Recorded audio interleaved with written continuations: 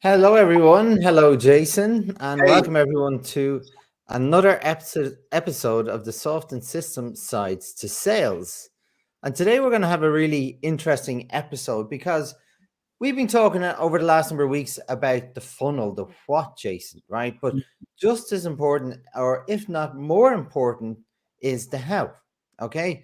And we know over the last few years, the how has changed quite substantially over with COVID, with people being restricted, working remotely. The whole selling game has been turned on its head.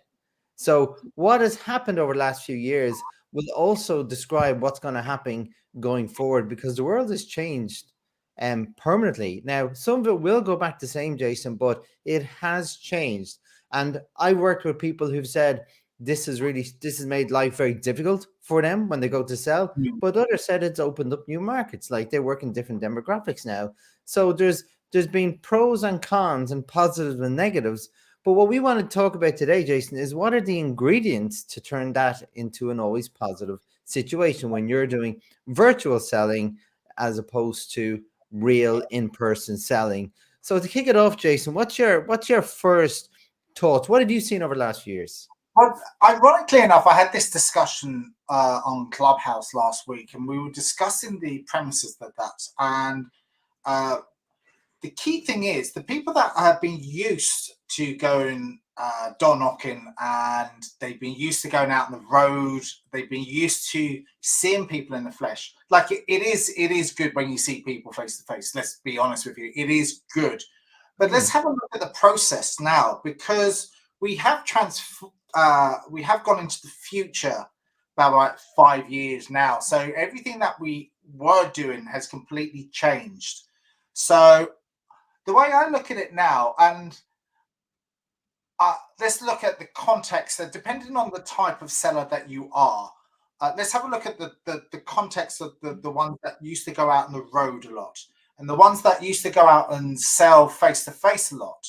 I think that's still happening, but I think there's a few different steps in between that where you don't necessarily have to go out and see the person. You really don't. mm, Like the we've done the pipeline steps, we did the meeting steps, we did everything else last week. But do we really have to go out and do all these expenses? Do we really need to go out on a plane anymore? Depending on our role, do we need to really fly across Europe, across the world to actually go and see people? Might not necessarily be that we do need to necessarily see people, because from what we've learned is people are still making revenue by even when we're having COVID. Now we're coming out, hopefully, coming out of it. But there still is a process that why do I need to jump in the car now? I can do some of this from my office, my home office, my remote office, or I don't necessarily need to be in the office to do stuff. But the key fundamentals around this now is let's make it easier for ourselves. mm. Let's save money, because the business was throwing money at you left, right, and center. You might be making air miles. You might have been doing this, that, and the other and flying around the place. But simply has it done is what's the most convenient thing for you and what's the most convenient thing for your client now? Let's have a look at what your client time, effort, arrangements, thinking about the time it takes to drive or fly to somewhere or whatever to meet that person in the real world. So let's have a look at that context, because I think that's all changed now. And time, money, effort. How much profit is there? How much more revenue are you actually making by taking out those face-to-face meetings where you don't necessarily need to have to? So I think that's where we've really had to reposition things. And ironically enough, I've been on lots of sales calls over the last this year, and it's all been remote. I don't necessarily have to go and see people. So what I still get the same feeling from someone. It is nice to shake people's hands, and it is nice to have the other elements of that as well. But let's have a look at this systematic process, because I know you're into your processes here. No, So yeah, well, yeah, you're I'm ready. I'm eager to really get sucked into that because you touched on it there, Jason, right? But for me, it was all about getting back to first principles, right? It's not just what you were doing, it's why you're doing it and then how you were going to do it. Because, like we talked before many times about the cost of the sales funnel. The more effort you put in, the more it's going to cost. And then you multiply the effort for one buying process for a potential customer by how many people you're talking to. That bloats up very, very quickly, Jason. So very quickly, what I was doing and what I was seeing with my customers is that how do you go back to basic principles about what are you doing when you build your process? What's the value of the touch point here? What is the value of having a meeting in person, and what are the outputs? And then you talk about, well, how can we replicate that value online, and what do we need to do to really compensate to ensure we get the same across? So Jason, and again, we were then looking at the different parts of sales. Like, are you talking about new customers or account management and building accounts with existing customers? See, those relationships were quite straightforward to get into the remote way of working, but it's the new customers that you really had to go above and beyond and demonstrate. So we talked about what you do before the meeting, what you do during, what you do after, to prove, to go above and beyond, to show that you're all about them, right? To help them and problem solve. And it's all about offering value, Jason. And even if you think about what people did before, they used all these technologies, but just in different quantities. Now, Yeah, all of a sudden, instead of sorry, I should really let you finish, really, but I think the technology was used, but not in the same way.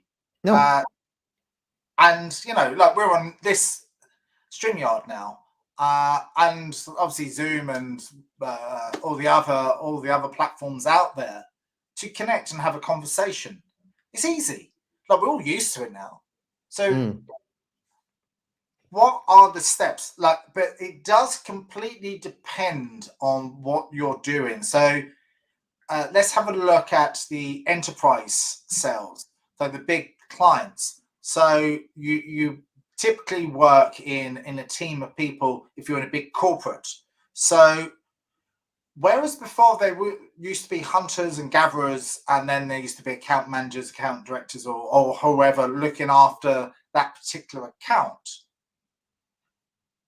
and they were going out initially to find those customers online or whatever, but then they probably might have gone out and seen them and had that initial discovery call. But now that initial discovery call can be just done like this. Yeah, and that's it, Jason. And the thing, what I've seen a lot with all of this is that people respect their times more and value their time more, because everybody's in meetings all day long. You could be talking to a potential customer at 4 o'clock in the evening, which I always avoid like the plague, because that person could have had many, many calls, some good, some bad. They may not be in a good mood when they get to you. So I always try and book my calls early, or get my clients to do that. And then with that, Jason, I would have a very tight agenda set because it said normally when you start a conversation in real life, you're shooting the breeze, the conversation flows naturally. People are not really looking for that online. They're looking to see how you can help them as quickly as possible without rushing the process. So people's time, so that value proposition had to become really tight. And I think now it's more strategic. Well, it should be more strategic, because you're getting onto the call. Before, you were driving an hour, 2 hours. It might have even taken you a day to get to a meeting, depending on where you are and where your territory is, depending on the size of the account or whatever. So that's a day out. You go to the meeting, that's an hour, 2 hours. And then you jump on the plane, you jump back in the car or whatever, and then you come back. That. How much time is that when you can just go, bang, let's sort this out. We do this on the phone. The next meeting or the meeting afterwards, depending on how far we get down, we do meet in person, because then you need to prove what you've suggested, and you've found the solution, you found the value. Now you're in presenting mode. So that's the time which is good, because you want chemistry. And the key thing is what we do miss out on. We do miss the coffee moments. Mm. We do miss maybe it's the rapport setting that where we have to, if you're online, like we take 5-10 minutes doing rapport and getting to know someone and really understanding who they are and connection, because that's really likability, and that's a soft skill that we should all be developing and keep on developing. So that's online, but in the real world, it's that from the reception up to the coffee machine, up into the conference room, and you have your small talk, and then you're in the conference room, and then you have your meeting.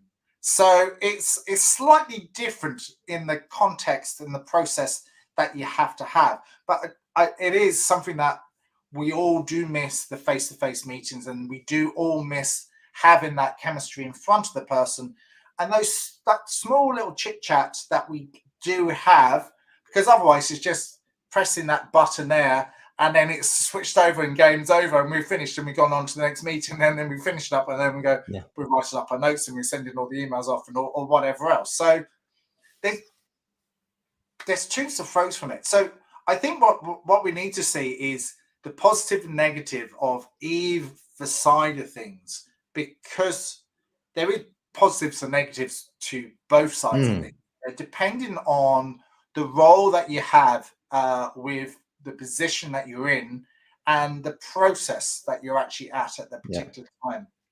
Yeah. Well, see, that's it, Jason. And like, obviously, as we said, you never can beat the human touch, right, in person, because we're social creatures. We're made for that. But for me, it's always about what can you do to overcompensate when you can't do that.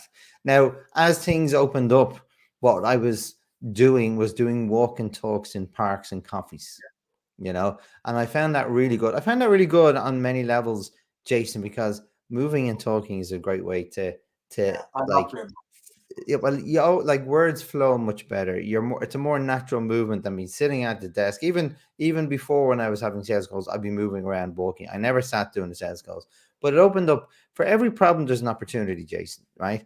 So for me, if I could drive somewhere when things were less restrictive about where you could go, it was a walk and talk in a park, along a road, even sometimes on a beach, right? Yeah. So that opened up, because you have to think a little bit outside the box. Now, and going back to your point, Jason, about driving places, I've flown to the UK, rented a car, drove 3 hours each way for one meeting, and then flew back. Like, if you think of the inefficiency of that, so again, to look at the positives, how much like efficiency can you increase by doing this? But here's the thing, Jason, never sacrifice what you can do in person. If there's a really good reason to meet in person, and you do it, but you don't compromise quality. Where you can't do something, you compensate in kind. Yeah, I totally and utterly concur with you there. And there is a let me just take a step back. Many years ago, and in my career, I've been in sales and working in companies in the UK and in Ireland and elsewhere.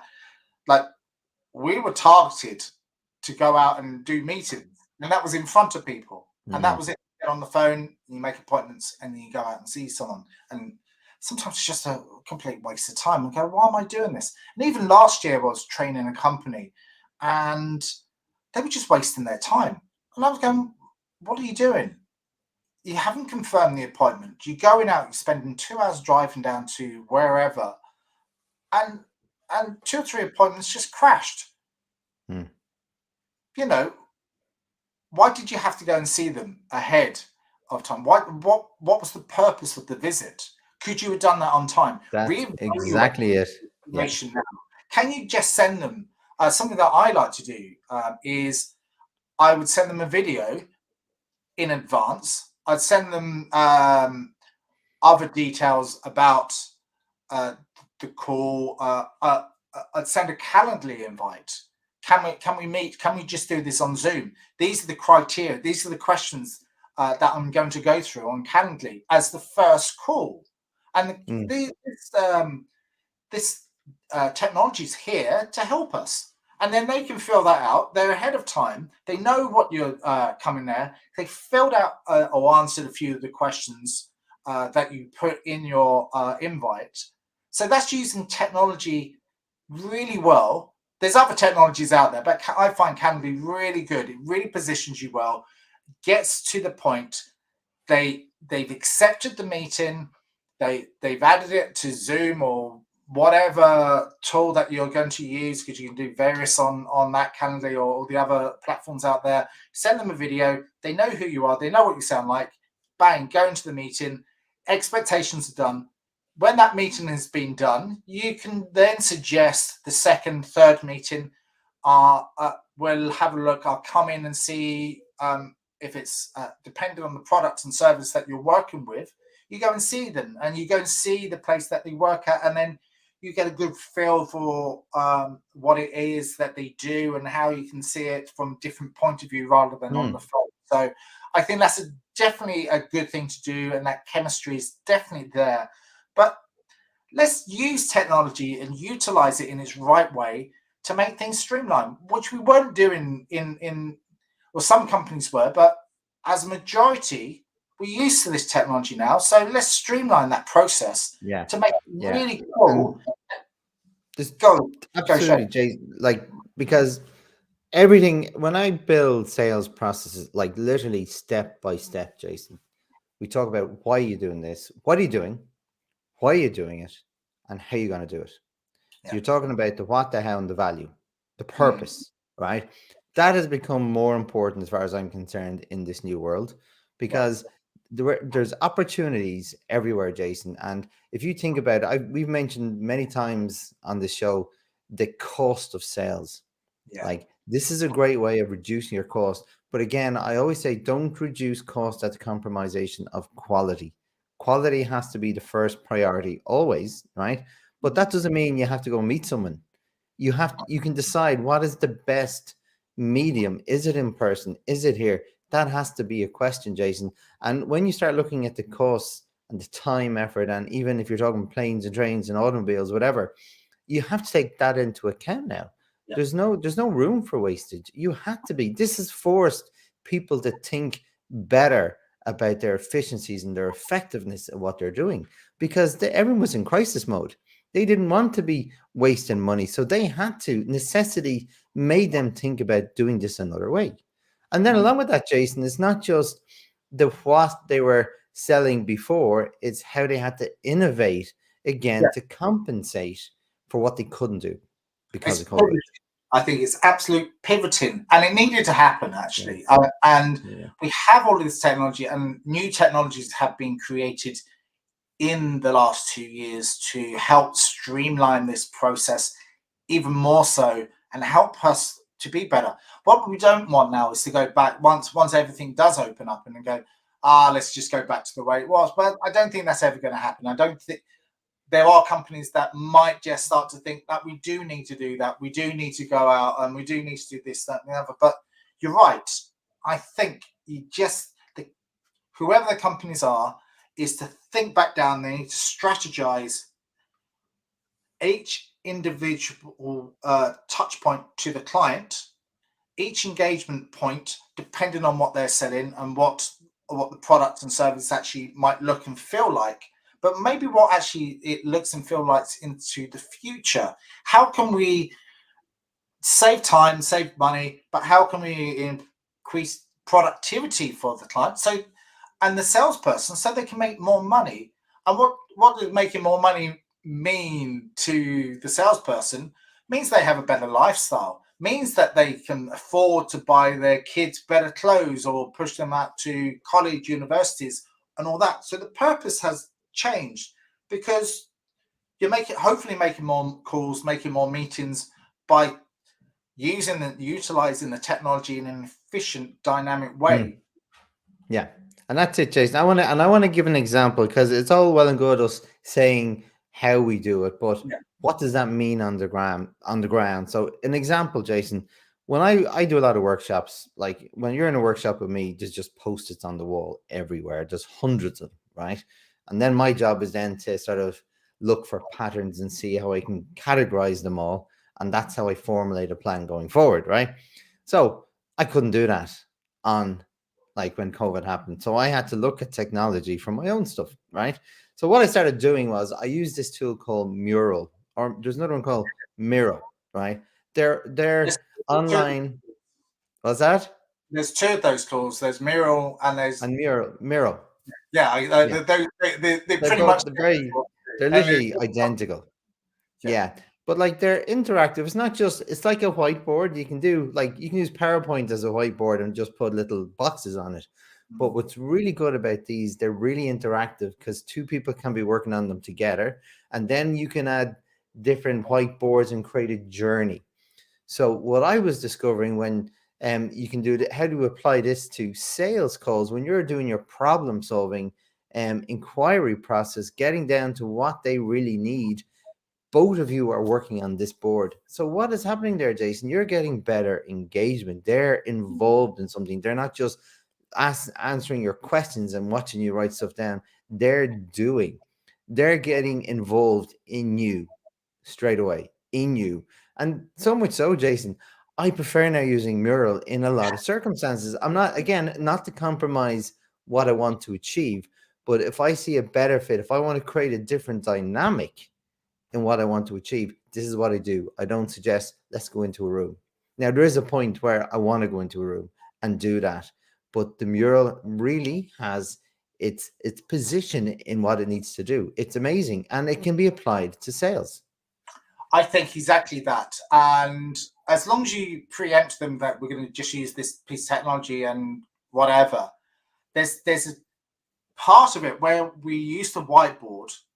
If we're in a conference room, you just hand them the pen and we whiteboard stuff out and we come up with the solution together. But there is a similar type of thing there. It's the collaborative approach. And it's the virtual collaborative approach because there's engagement and there's stimulation rather than listening to understanding. You listen to the other person, you have the conversation, you do this and the other wonderful tips and tricks and whatever else, and you're using active skills and whatever else. It doesn't.